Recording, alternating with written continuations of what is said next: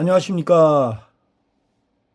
얼마 전에 두려움과 떨림 번역을 한 책이 신간으로 나왔습니다. 그래서 오늘은 가장 기본적인 두려움과 떨림 내용을 개론적으로 소개 말씀드리도록 하겠습니다.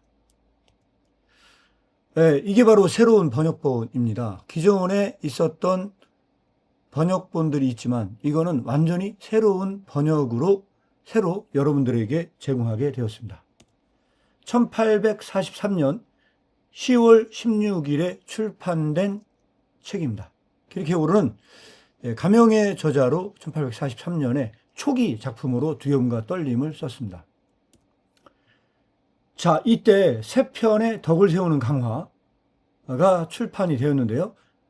같은 날 1843년에 10월 16일에 출판된 내용이 있습니다. 그래서 사실은 엄밀하게 파악하자면 이 내용을 전반적으로 다 이해하기 위해서는 그 단편 일종의 그 설교집을 꼭 읽어야 됩니다. 사실은 그렇지만 우리나라에 아직 그 제대로 번역된 내용이 없습니다. 자, 경어체를 사용을 했습니다. 그래서 존댓말투로 번역을 했고요. 변증법적 서정시, 바로 이것이 변증법적 서정시가 이 책의 부제입니다. 이 책은 변증법적으로 서술되어 있으면서도 일종의 서정시적인 내용이 들어있기 때문에 더욱더 이 내용을 경어체로 번역하기 위해서 기획을 했습니다.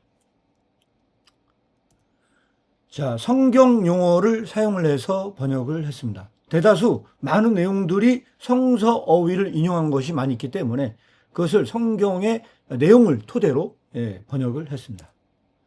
그리고 이 작품은 특징이 있습니다. 이번 번역본은 주석 자료가 아주 풍부합니다. 덴마크에서 제공해주는 주석 자료도 전부 다 넣고요. 그리고 다만 이 해제가 없습니다. 해제는 제가 이거를 유튜브 영상으로 제공해주기 위해서 제가 길게 해제를 다루지 않았습니다. 지금 그 일환으로 유튜브를 찍고 있습니다. 자, 문학적이고도 서정적 문체를 살리도록 그렇게 번역을 시도했습니다. 이런 정도로만 간략하게 말씀을 드리도록 하겠습니다. 부가적으로 말씀을 드리자면 굉장히 장문으로 된 긴 문장들이 많습니다. 이 긴 문장은 전부 다 단문으로 잘랐고 가능하면 추상적인 개념어들도 이해하기 쉬운 말투로 다 바꿨습니다. 다만 핵심적인 키워드가 있습니다. 이 핵심적인 키워드는 좀 어렵습니다. 어렵지만 그럼에도 불구하고 여러분들이 직접 독해하는 의미에서 그냥 그대로 두었습니다. 이거는 심각한 오역을 불러올 수 있기 때문에 그런 핵심적인 단어들, 예를 들자면 무한 체념, 영원한 타당성, 믿음의 기사 등등 많은 여기에 나오는 중요한 핵심적인 어휘들이 있습니다. 이 어휘들은 그대로 여러분들이 각 줄을 따라 보면서 해석할 수 있도록 제공을 하였습니다. 기존의 번역본들은 이렇게 있습니다. 공포와 전율, 이거는 임충갑 선생님이 번역을 하셨는데 이미 너무 오래된 번역본인데다가 이 번역본은 옛날에 그 월터 라울인가요? 아주 오래된 책입니다. 사실 이 각주 자료가 전무한 책을 번역을 하다 보니까 굉장히 쉽게 번역했음에도 불구하고 이해하기 굉장히 어려운 부분들이 있었고요. 그 다음에 임교정 교수님이 번역한 책이 있습니다. 그것이 바로 두려움과 떨림 변증법적 서정시라는 책이 있는데 이 책 역시 가장 큰 치명적인 문제는 전체 번역이 아니고요. 40% 정도만 번역이 완료된 번역본이기 때문에 전체 내용을 확인할 수 없는 그러한 심각한 단점이 있습니다. 그래서 맨 오른쪽에 보면은 약 원서의 40%만 발췌되었다고 이야기를 하고 있습니다. 그래서 전체 완역된 책은 현재 두려움과 떨림 최근 신간 바로 이 책밖에 없습니다. 자, 이 정도 간략하게 전반적인 번역본에 대한 설명은 마무리하도록 하겠습니다. 이 책의 저자는 가명의 저자로 요하네스 드 실렌티오라고 되어 있습니다. 이거는 라틴어 형태로 되어 있고요. 요하네스 드 실렌티오, 이걸 우리말로 번역을 한다면 침묵의 요하네스입니다. 그래서 이 책의 저자의 이름 자체가 이 책의 주제와 관련이 있습니다. 이 책은 3장에서 마지막 그 문제 3에서 침묵의 문제를 다루고 있습니다. 이 저자의 이름 안에 이미 그게 다 들어가 있다. 그런데 이 저자에 대한 정보를 제공해주고 있는 책이 현재 전무한 상태입니다. 그래서 이 책을 썼을 때 이 키르케고르가 이 저자에 대해서 일기에다 밝힌 내용이 있습니다. 그래서 오늘 이 책에서는 명확하게 드러나지 않는 이 일기에 대한 내용을 여러분들에게 소개 말씀을 드립니다. 일단 일기의 기본적인 내용이 소개된 건 이렇게 되어 있습니다. 한번 여러분들에게 읽어드리도록 하겠습니다. 현재 저자는 결코 철학자가 아니다. 그는 덴마크 문학의 보잘것없는 보조석이며 자신의 문을 잠그고 상황에 따라 암시적이고 은밀하게 말하기를 선호한다. 때로는 신을 기리기 위해 춤을 추고 때로는 문 앞에서 구걸하며 가끔은 스스로가 불명예를 당하더라도 더 깊은 지혜의 계시를 위한 겸손한 계기가 되기를 주저하지 않는다. 그러나 이는 그를 괴롭히지 않는다. 그는 자신을 삶으로부터 단죄받은 존재가 아니라 삶을 위해 단죄받은 존재로 여긴다. 그리고 종신형을 선고받은 죄수라면 거친 일쯤은 충분히 견딜 수 있다. 어차피 그의 삶은 이미 잃어버린 것이기에. 그는 자신에게 내려진 판결을 순수히 받아들인다. 왜냐하면 그는 삶으로부터가 아니라 삶을 위해 단죄받았기 때문이다. 경의를 표하며 요하네스트 실렌티오. 자, 이전에는 시적인 인물 이렇게 일기에다가 써놨습니다. 그래서 대략 지금 이 저자에 대해서 이 키르케고르가 밝힌 내용을 여러분들에게 말씀을 드리고요. 그리고 여백에다가는 이렇게 써놨습니다. 이 저자에 대한 설명이 이렇게 되어 있습니다. 시적이고 우아하게, 그리고 그의 존재 전체는 시 자체일 뿐이다. 라고 설명해놨고요. 나는 모든 체계적 탐구자들에게 간청한다. 이것은 체계가 아니며 체계와는 전혀 관련이 없다. 나는 체계와 이 만능마차의 주주들에게 모든 좋은 일이 있기를 기원한다. 나는 모든 참여자들의 성공과 행운을 빈다. 자, 여기에서 이 체계는 당연히 해겔 철학을 의미합니다. 이러한 체계를 세우기 위해서 내가 글을 쓰는 게 아니다. 라고 하는 게 요하네스트 실렌티오의 이야기입니다. 완전히 무시당하는 끔찍한 운명을 예견하는 자다. 나는 그보다 더 끔찍한 운명을 두려워한다.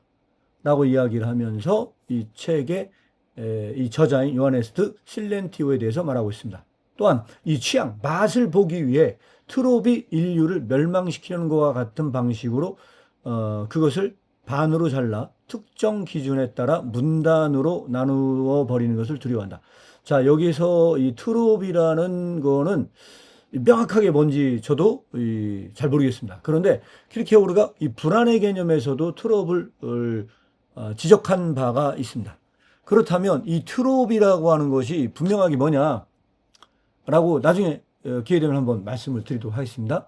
그러나 여기서 어쨌든 이 트롭은 이 문학적으로 뭔가를 탐구하는 자로 나옵니다. 이 기준은 문단마다 3페이지를 사용하는데 마치 맞춤법을 위해 30단어마다 마침표를 찍는 사람과 같다. 자, 이야기를 이렇게 나누고 있습니다. 결국은 이 요하네스트 실렌티오는 어떤 거를 줄이고 요약하는 데에 대한 굉장히 큰 두려움이 있는 자처럼 설명을 하고 있는 것입니다. 그리고 마지막 여백에서 뭐라고 설명하고 있냐? 이는 자연스러운 일이다. 그는 체계를 쓰고 있는 것이 아니라 서로 얽혀있는 낙서와 끄적거림을 쓰고 있을 뿐이기 때문이다. 그리고 그 어떤 것에 대해 어떤 약속으로도 자신을 묶지 않는다. 이렇게 서술을 하고 있습니다. 여기까지 전반적으로 요하네스트 실렌티오에 대한 기본적인 내용을 설명을 드렸습니다. 그리고 이미 사실 이 내용은요, 어느 정도 서론에서 또 밝히고 있습니다. 그래서 여러분들이 요하네스트 실렌티오에 대한 이야기를 좀 보고 싶다면 이 책에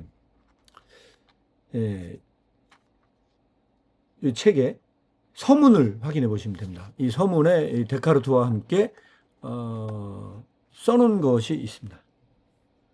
이 부분을 조금 더 설명을 보시면 침묵의 요하네스트 실렌티오가 하려고 하는 부분에 대한 개략적인 내용을 볼 수 있지 않을까 이렇게 생각이 듭니다.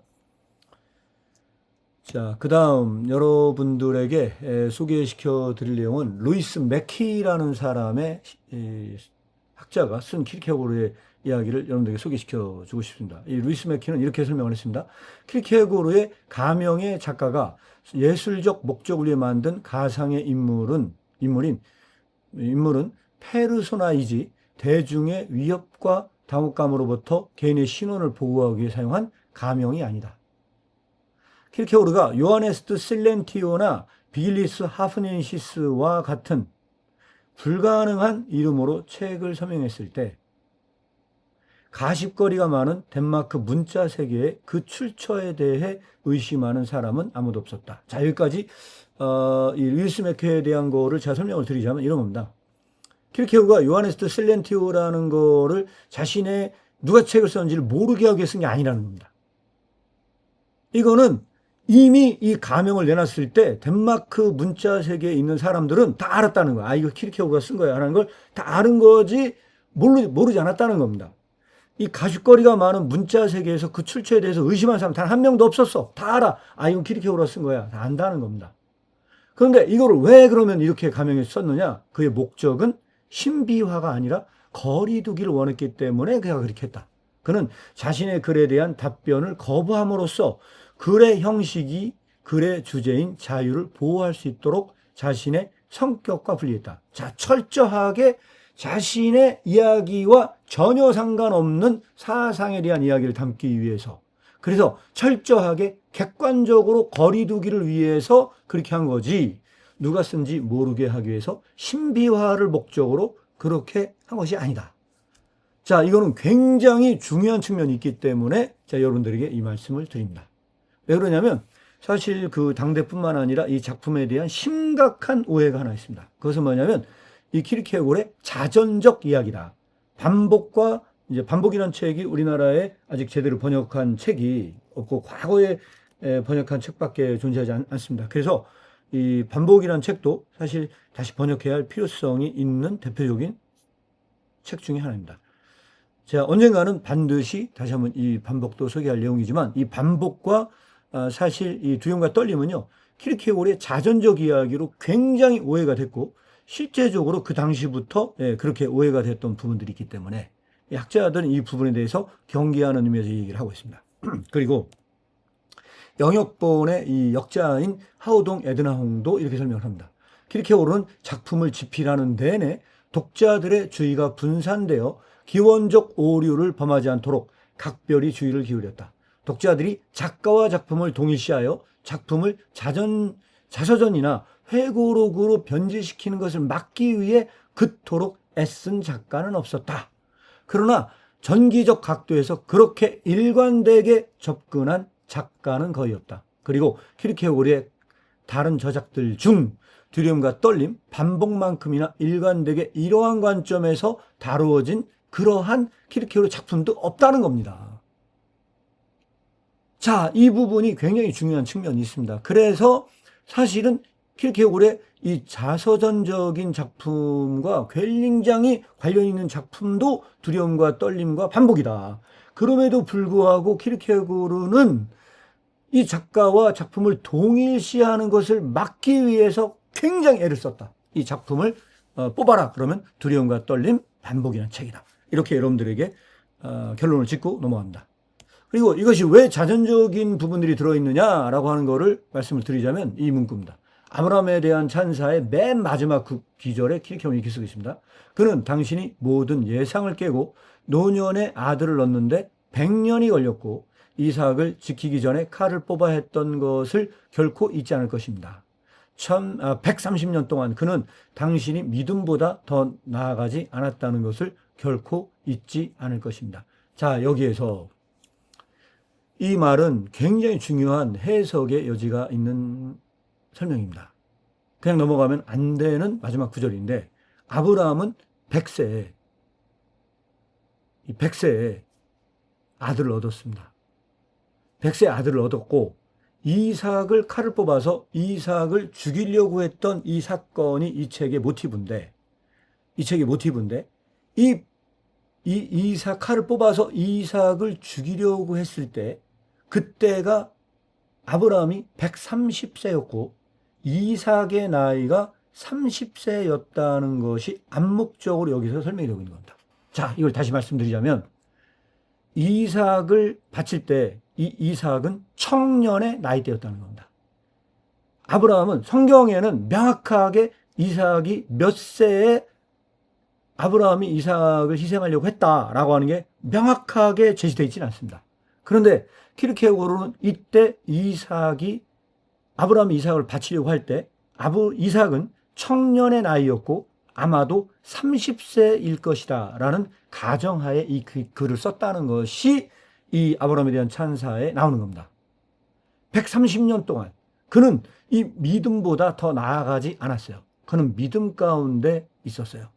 그리고 이 130살이 되던 해 이삭이 30세가 되던 이때에 바로 아브라함이 이삭을 희생제물로 바치려 했다라고 하는 것이 이 책의 모티브다. 그래서 이 책은요, 전반적으로 지금 약 한 270페이지에 걸쳐서 제가 이 책을 역서로 만들었는데요. 아브라함과 이삭의 사건이 이것의 모티브입니다. 이거를 다른 말로 얘기하면 아케다 사건이라고 부릅니다. 이 아케다라는 말은 결박이라는 말을 표현한 것으로 아브라함이 이삭을 결박시켰던 이 사건을 이름하여 아케다 사건이라고 말하는 것입니다. 그래서 전반적으로 여기까지 이 책에 대해서 설명을 드렸고요. 이 아케다 사건을 통해서 그러면 무엇을 말하려고 하는 것이냐? 라고 만약에 저한테 이거를 뽑아라. 그러면 한마디로 정의하기가 쉽진 않겠지만 이거는 그럼에도 불구하고 기독교의 이 믿음과 이 신앙과 윤리의 갈등을 말하고 있다. 전체 큰 구도는 이 부분에 대한 것을 설명을 하고 있다. 이렇게 말씀을 드릴 수 있을 것 같아요. 그리고 제 나름대로 질문을 던지고 있습니다. 이거는 뭐냐면 갈등은 그러면 항상 있는가라고 하는 측면에서 이거는 나중에 필히 던질 수밖에 없는 전 질문이라고 생각을 합니다. 미리 여러분들에게 말씀을 드리면 그것은 아닙니다. 이것은 엄밀한 의미에서 시험입니다. 따라서 기독교의 믿음과 윤리의 갈등이라고 해서 이 갈등이 항상 존재하는 것이냐라고 묻는다면 그것은 아닙니다. 이것은 시험이라고 하는 것을 명확하게 머릿속에 넣어두시고 이 책을 읽기를 추천드립니다. 자, 그 다음에 이 갈등의 본질을 제 나름대로 설명을 드리자면 여기에서 이 세 가지의 내용으로 여기는 쭉 서술이 되어 있습니다. 미적인 것, 윤리적인 것, 종교적인 것. 이 세 가지의 전반적인 흐름과 패턴 속에서 문제가 전개가 되고 있습니다. 그래서 여기서 미적인 것을 다른 말로 얘기하면 감각적인 걸로 돌려놓을 수도 있을 것 같고요. 윤리적인 것은 보편적인 것, 종교적인 것은 절대적인 것으로 설명이 되고 있습니다. 그래서 이 부분에 대한 용어에 대한 부분이 명확하게 구분되지 않고서는 사실 이해하기 어려운 부분들이 있기 때문에 이 용어는 반드시 정리가 필요합니다. 그리고 여기에는 굉장히 덴마크어로 한 4가지 정도의 시험이라는 단어가 나오는데 이 시험이라는 단어가 유혹이나 시험이나 아니면 시련이나 이런 용어로 번역할 수밖에 없는 이 번역의 난점들이 존재하고 있습니다. 그래서 이거를 말씀을 드리자면 이거 조금 더 구체적으로 말씀을 드리자면요. 미적인 것과 윤리적인 것 사이에 갈등이 존재한다는 거예요. 이 갈등 속에서 무엇을 선택할까의 이 선택의 문제에는 다른 말로 얘기하면 영어로는 템프테이션이고 이것은 유혹이라 설명을 할 수 있을 것 같아요. 조금 더 디테일하게 설명을 드리자면 이런 거와 같습니다. 어떤 상황에서 어떤 사람이 내가 도덕적인 삶을 살 것이냐 아니면 나의 감각적이고 나의 욕망을 따를 것이냐의 선택에서 그가 욕망을 선택할 건지 윤리적인 걸 선택할 건지는 일종의 유혹인 것처럼 보여져요. 이 갈등을 분명히 여기에서도 서술을 하고 있습니다. 그런데 이거와 달리 윤리적인 것과 절대적인 것, 윤리적인 것과 절대적인 것과 종교적인 것과 이 절대적인 것을 설명하는 이 사이에서도 이 선택의 문제에서도 일종의 시험이 있다고 설명을 합니다. 여기서 말하는 것이 바로 영적 시험, 스피리추얼 트라이얼을 설명을 하고 있는 것이고요. 이 모든 것 속에 동일하게 침묵이 존재하고 있는 것을 설명을 하고 있는 겁니다. 그래서 이 저자인 요하네스 실렌티오는 침묵의 요하네스인데 이 침묵의 요하네스는 이 침묵을 말하고 있지만 이런 단계적인 측면에서의 이 나와 있는 이 침묵의 종류가 다른 것을 말하고 있기 때문에 이것을 명확하게 구분하지 않고서는 이 두려움과 떨림에 나오는 내용을 다 설명이 되지 않는다. 이렇게 말할 수 있습니다. 자, 이 두려움과 떨림은 임숙합 선생님이 공포와 전율로 번역을 했었는데, 이거는 엄밀히 말하면 빌립보서 2장 12절과 이 제목은 관련이 깊습니다. 이거는 제가 말씀을 드리는 게 아니고, 이거는 덴마크 주석에 이미 이 제목과 이 구절이 관련이 깊다는 걸 각주로 설명을 하고 있습니다.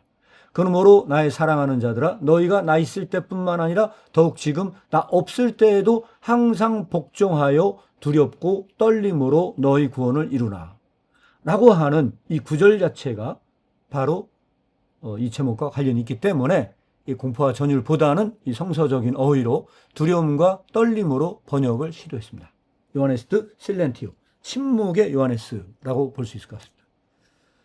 자, 또 하나 여기서 타르퀴니우스 스페루스가 정원에서 양귀비를 이용해 말했던 것을 그의 아들은 이해했으나 전달자는 이해하지 못했다 하만. 자, 이 책은요 모토로 출발하고 있습니다. 그런데 이 모토를요 그냥 지나치면 절대 안 됩니다.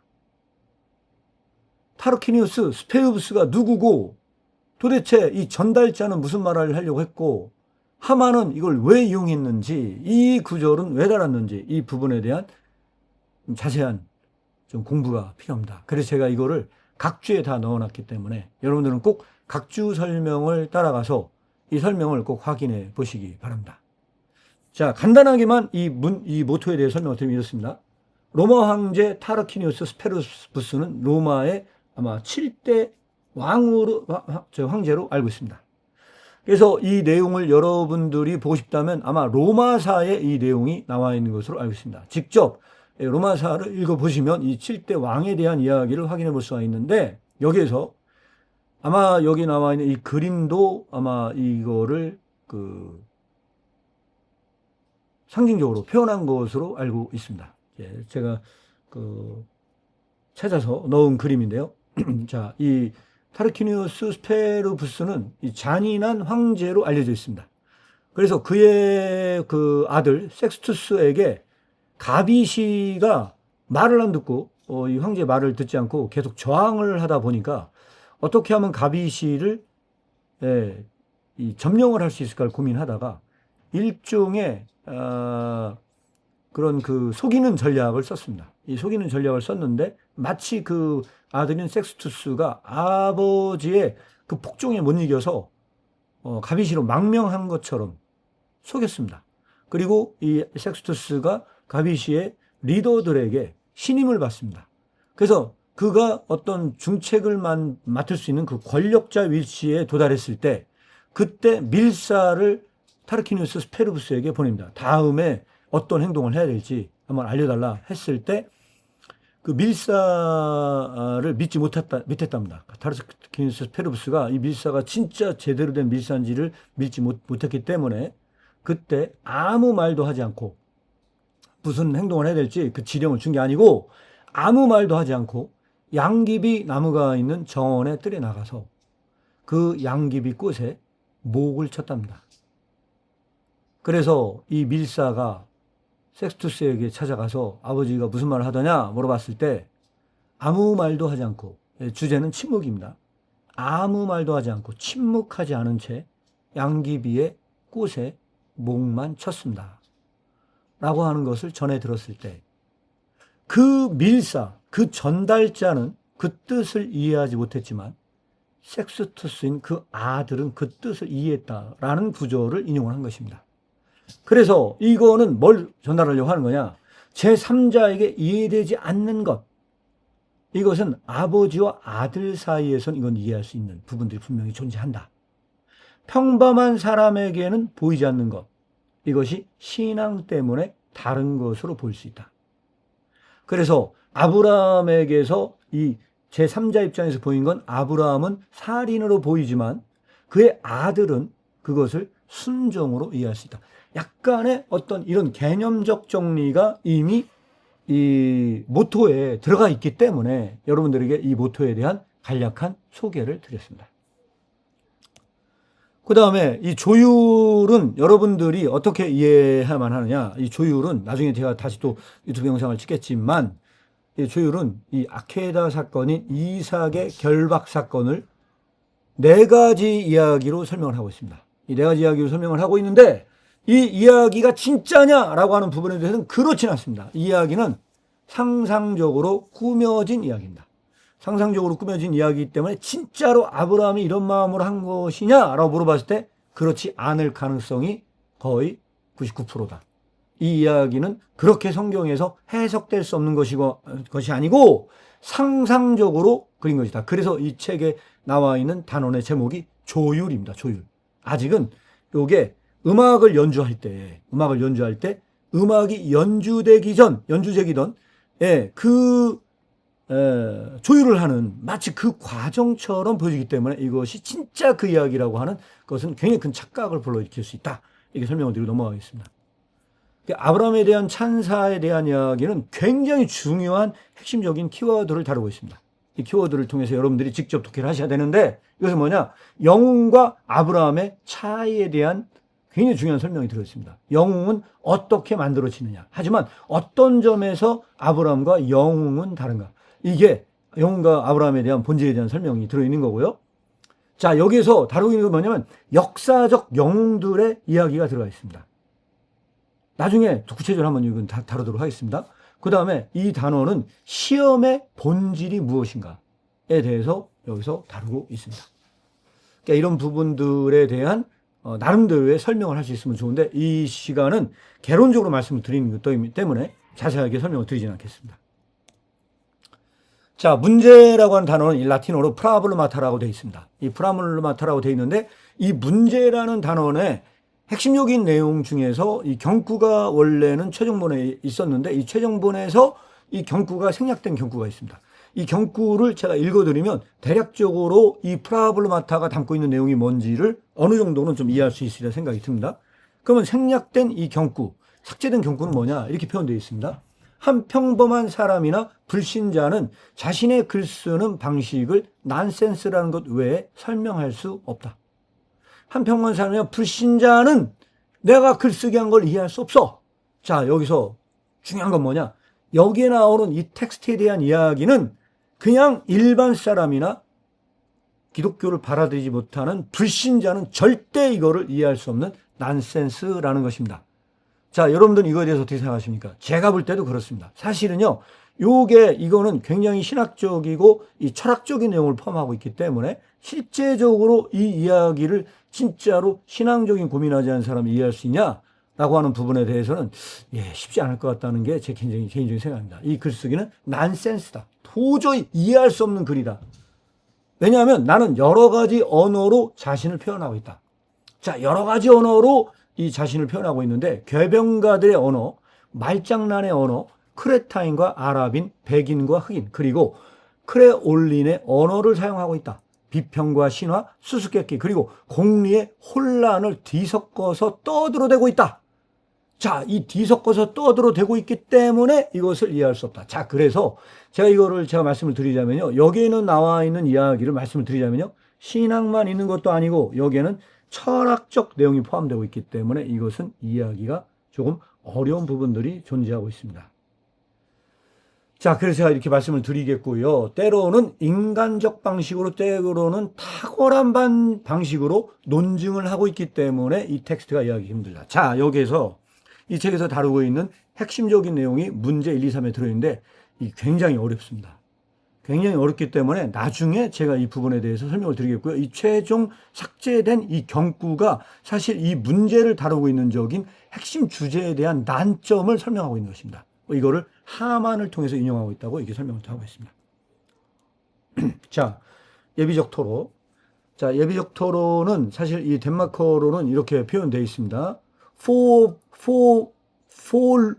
be expectoration 이라고 하는 이 단어로 이 예비적 토로라고 되어 있는데 여기서 이 덴마크어 예비적 토로의 expectoration이라는 말은 원래 의미는 기침하여 가래를 내뱉는 것, 가슴에 뱉어내는 것. 라틴어로 팩터스에서 유래했다고 이 덴마크 주석에 설명을 하고 있습니다. 비유적인 의미로는 마음속에 있는 것을 쏟아내고 숨김없이 말하다라는 것이 바로 이 예비적 토로에서 기본적으로 제목에서 담고 있는 내용입니다. 자, 그러면 여기에서 핵심적인 주제는 뭐냐? 무한 체념과 믿음의 개념을 설명하고 있습니다. 그래서 여러분들이 이것을 넘어가는데 이 예비적 토로에서 무한체념과 믿음의 개념을 잡지 못하면 다음 문제를 해석할 수 없는 난점이 들어있습니다. 자, 이 무한체념이라는 말은 덴마크어로 오늘리유 레지나숑이라는 말로 되어 있습니다. 오늘리유 레지나숑이라는 말로 되어 있는데 이거는 이 무한체념을 이해하기 위해서는요. 여기서 부자 청년과 아브라함의 차이가 설명되면 좋다. 테러리스트와 아브라함의 차이를 무한체념으로 설명하면 저는 가장 이상적이라고 생각을 합니다. 구체적인 내용은 다음에 설명을 드리도록 하겠습니다. 자, 여기서 믿음이란 이 믿음의 개념도 설명을 하고 있는데 여기서 덴마크어로 뭐라고 설명했냐? 초운 에아 틸베 알슨스 패러독스라고 되어 있습니다. 자, 이 믿음이란 결국은 뭐냐면 틸베 알슨스 패러독스다. 믿음이란 존재의 역설이다. 이렇게 설명을 하고 이 부분에 대한 설명을 달고 있습니다. 그런데 여기에서 이렇게 설명을 합니다. 이 책의 저자인 요하네스 실렌티오는요. 무엇이든 의무이든 무엇이든 나는 더 바랄 것이 없지만 마지막 운동, 믿음의 역설적 운동을 만들 수 없습니다. 96쪽에 이렇게 나와 있습니다. 내 책의 저자인 나는 아브라함처럼 믿음의 역설적 운동을 나는 만들 수 없는 사람이다. 이렇게 얘기를 합니다. 자, 왜 믿음은 존재의 역설일까요? 이 부분에 대해서 설명을 드리려면 덴마크어 틸베알슨이라는 존재란 단어를 조금 더 집중적으로 다룰 필요가 있다고 저는 생각을 합니다. 이 단어는 번역하기가 굉장히 어려운 단어입니다. 영역본 비학문적 후서의 332쪽을 우리나라 말로 이렇게 번역을 했습니다. 하나님은 생각하지 않고 창조한다. 하나님은 실존하지 않고 영원하다. 인간은 생각하고 실존한다. 자, 인간은 생각하지 않고 실존한다. 실존은 생각과 존재를 분리한다. 각각을 연속적으로 분리한다. 자, 여기에서 이 덴마크어에서 나오고 있는 이 개념어가 있습니다. 그것은 뭐냐면 굴, 탱커, 이크, 한, 스케이버라고 되어 있고요. 그 다음 단어를 보시면 굴, 이그지스테아, 이크라고 되어 있습니다. 자, 여기에서 나오는 이그지스테아라고 하는 단어가 실존하다라고 하는 단어인데 영어로 보시면 이그지스트로 번역이 되어 있는 것을 볼 수 있습니다. 그리고 그 다음 두 번째 줄에 보면 오 이그지스턴스 에스킬러 탱은 오 베안 이렇게 되어 있습니다. 이 단어는 God does not exist. 여기서 existence separate thinking and being이라고 되어 있습니다. 여기서 말하는 existence 이거를 제가 우리나라 말로 실존은 생각과 존재를 분리시킨다고 했는데 이 덴마크 베안이라는 단어가 영어로는 being으로 번역되고 있습니다. 그래서 여기에서 나와 있는 이 단어의 차이를 요약하면 다음과 같습니다. 어떤 거냐? 틸베알스는 제 말로 말씀드리자면 생성된 존재입니다. 생성된 존재고요. 비베안이라고 번역된 이 베안은 영어로 being이라고 번역되어 있는데 이것은 존재 자체고요. 철학적으로는 리얼리티와 관련이 있고 운동 개념이 없는 단어입니다. 자, 여기서 이그지스턴스라고 하는 이 덴마크어는 영어로 이그지스턴스고요. 실존으로 번역해야 하는 단어입니다. 이것은 존재로 번역하면 안 되는 단어입니다. 제가 이 말씀을 드리는 이유는요. 다시 여기서 보시면요. 만약에 이거를 존재로 번역하면요. 하나님은 존재하지 않는 자로 번역해야 되는데 이건 좀 이상합니다. 하나님은 실존하지 않는 자로 번역을 해야 이게 더 확실한 번역입니다. 존재하지 않는다는 번역은 문제가 있습니다. 그래서 제가 여기에서 이 단어를 실존으로 말씀을 드리는 거고요. 실존이라고 하는 것 자체가 엑스이스트입니다. 엑스이스트라는 말 자체가 본질로부터 이탈된 상태를 의미하는 거기 때문에 그래서 이것은 실존입니다. 따라서 틸베알스는 본질로부터 이탈된 실존에서 새롭게 생성된 존재를 말하는 것으로 말해야 된다. 그런데 이 생성된 존재를 뭐라고 번역하기가 어렵기 때문에 제가 그냥 존재로 번역을 한 거고요. 철학적으로는 액츄얼리티와 관련이 있고요. 운동 개념이 존재하고 있는 단어입니다. 이렇게 말씀을 드릴 수 있을 것 같아요.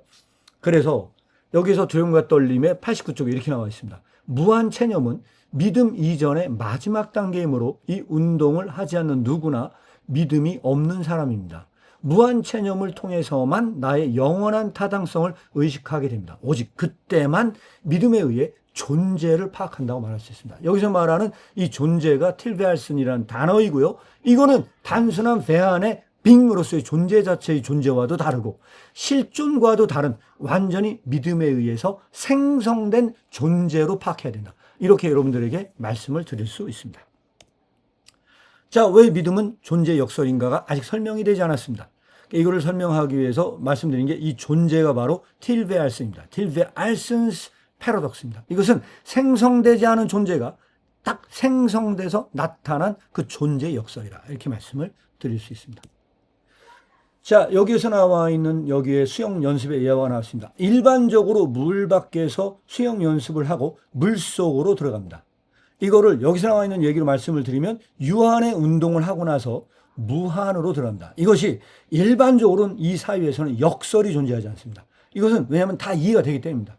물 밖에서 먼저 연습하고 이 들어가기 맞지 않겠습니까? 유한의 운동을 하고 나서야 무한으로 들어가는 것이 이해가 되지 않습니까? 여기에서 말하는 것 믿음의 운동은 이게 아니기 때문에 말씀을 드려요. 그럼 여기서 말씀드리는 건 뭐냐? 믿음의 운동은 다르다는 거예요. 최조 선수가 먼저 점프로 도약을 해요. 도약. 여기서 도약의 개념이 나옵니다. 먼저 점프를 통해서 도약을 하고 착지 운동이 가장 어렵다고 설명을 합니다. 이 착지는 어려워요. 왜 그러냐? 착지할 때 흔들려요. 이거를 다른 말씀으로 말씀을 드리면 바로 이것은 뭘 설명을 한 거냐? 무한의 운동을 먼저 하고 난 다음에 유한의 운동을 해요. 믿음의 운동은 무한으로 점프를 한 다음에 그 다음에 유한으로 들어와요. 그래서 착지 시 흔들리는 것이 나그네의 힘을 입증한다고 이야기를 하는 겁니다. 그래서 여기에서 역설이 발생을 하는 거예요. 여기서. 이것이 존재의 생성입니다. 무한으로 뛰어올라갔다가 유한의 세계에서 그 삶을 살아낼 때만 여기에서 존재의 역설이 발생하는 것이다. 이렇게 간단하게 여러분들에게 말씀을 드릴 수 있습니다. 그리고 나서 이 책은 문제1 윤리적인 것에 목적론적인 중지가 있는가라는 주제를 다루고 있고요. 문제 2에서는 하나님께 대한 절대적 의무는 있는가를 다루고 있고요. 마지막 세 번째 주제는 아브라함이 그의 시도를 사라에게, 엘리에셀에게, 이삭에게 숨긴 것은 윤리적으로 정당한가. 이 세 가지를 여기에서 설명하고 있는 것입니다. 그런데 이 부분에 대한 설명은 굉장히 긴 설명이고 다루기가 복잡한 이야기이기 때문에 오늘은 개론적으로만 여러분들에게 이렇게 설명을 드리고 이 내용은 점차적으로 과정으로 여러분들에게 제시하도록 하겠습니다. 앞에도 제가 띄엄띄엄 설명을 드린 게 있는데 오늘은 개론적인 설명이기 때문에 여러분들에게 이 정도만 다루도록 하겠습니다. 자, 내용이 굉장히 어렵지만 여러분들이 저를 통해 따라가 주신다고 한다면 이 책은 분명히 저는 정복 가능한 책이라고 생각을 합니다. 철학을 공부하시는 분들뿐만 아니라 신앙적으로 공부로 사유하고 하려고 하는 분들이나 아니면 일반적으로 인생에 고민이 많으신 분들 모든 사람이 이 책을 통해서 공부할 수 있는 저는 대상이 될 수 있다고 생각을 합니다. 자, 다음 시간에 더 자세한 내용으로 여러분들에게 찾아뵙겠습니다. 이것으로 오늘 방송은 마치도록 하겠습니다. 이 책 진짜 어렵게 번역했습니다. 많은 분들 좀 책 좀 사보시고 좀 공부하시고 출판사에 도움이 될 수 있도록 하시고요. 꼭 유튜브 시청을 통해서 좀 더 나은 또 번역과 작품을 출판할 수 있도록 많은 도움 부탁드리겠습니다. 방송을 마치겠습니다.